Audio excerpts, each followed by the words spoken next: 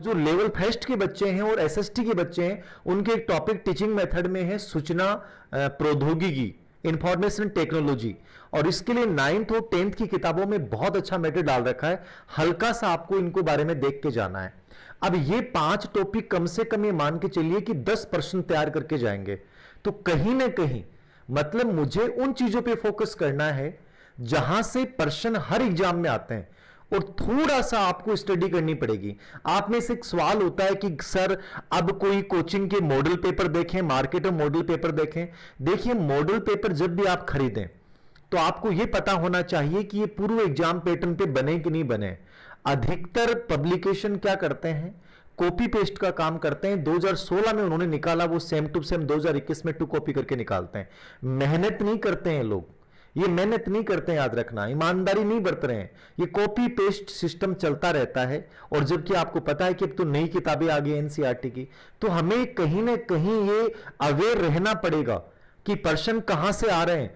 Model paper की बजाय यदि हम पूर्व एग्जाम के प्रश्न पत्रों को हल करते हैं तो हम ज्यादा बेटर कर पाएंगे, याद रखना, किसी बजाय किसी बकवास मॉडल पेपर को लेने के।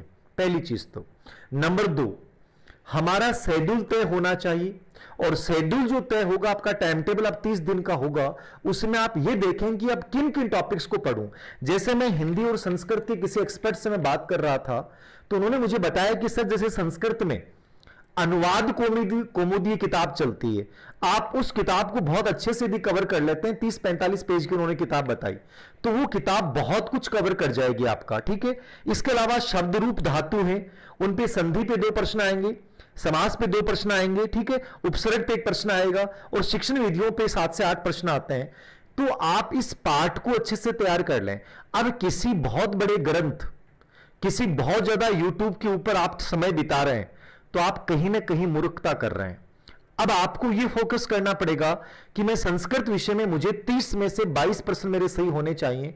तो 22 प्रश्न कौन कौन से आ रहे हैं, तो इसके लिए इन्होंने रचना अनुवाद कौमुदी, एक अच्छी पतली राजस्थान बोर्ड की किताब आती है, वो उन्होंने बताई, सजेस्ट की सर ने। और शब्द रूप धातु जो है उनमें संधि, समास और उपसर्ग और शिक्षण विधियां, यदि इस पार्ट के ऊपर अपन फोकस कर लेते हैं तो संस्कृत में आप बहुत बेटर कर जाएंगे। हिंदी में आप आरबीसी बुक्स को बेस बनाइए। आरबीसी मतलब आरबीसी में फिलहाल एनसीईआरटी चल रही है।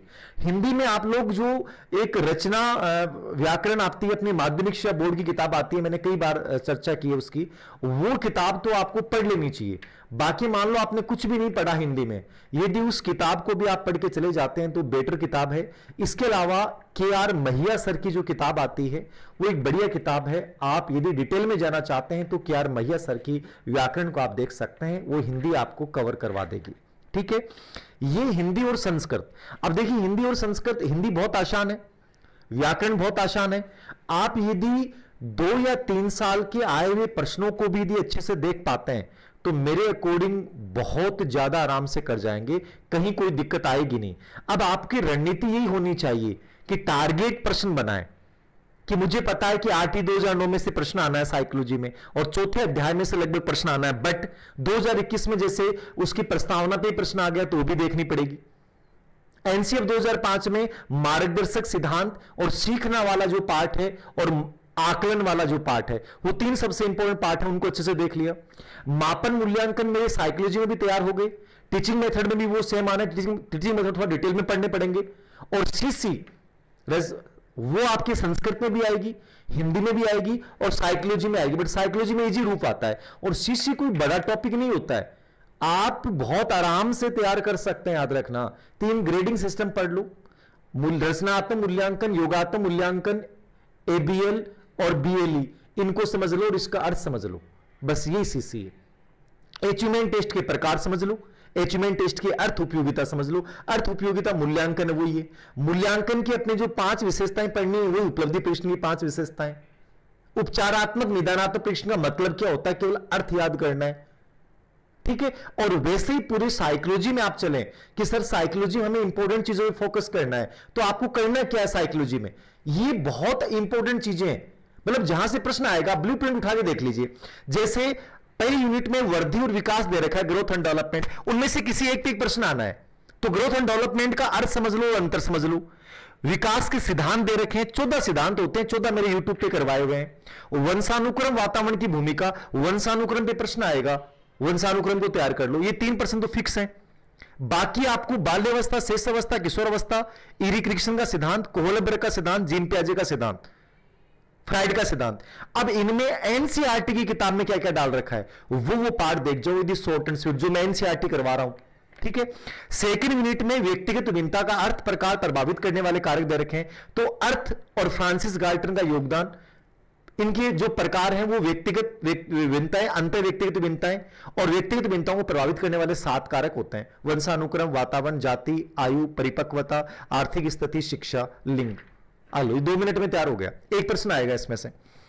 अधिगम में बांडुरा अच्छे से तैयार करके जाएं, अंतर्दृष्टि सिद्धांत तैयार करके जाएं, पावलोव स्किनर को तैयार करके जाएं। लर्निंग डिसेबिलिटी पे 100% प्रश्न आना है रेट में, उसको गजब तरीके से तैयार कर लिया। ज्ञानात्मक, भावात्मक, क्रियात्मक क्षेत्र को आपने तैयार कर लिया। बाकी 6 चीजों को अपने इग्नोर कर दें।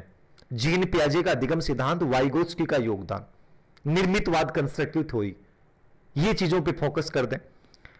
फिर अपन चिंतन, कल्पना और तार्किकता 3 टॉपिक नए हैं, जिसमें चिंतन पे फोकस कर दें और चिंतन पे कैसे प्रश्न आए उनको अच्छे से देख लें। फिर जब मोटिवेशन पे चलें तो मोटिवेशन